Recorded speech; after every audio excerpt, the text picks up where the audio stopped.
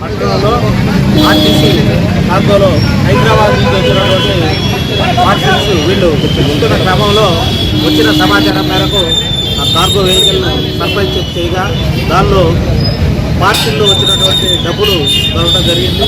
సుమారు 22 లక్షల రూపాయల వరకు ఈ అమౌంట్ ఉన్నది.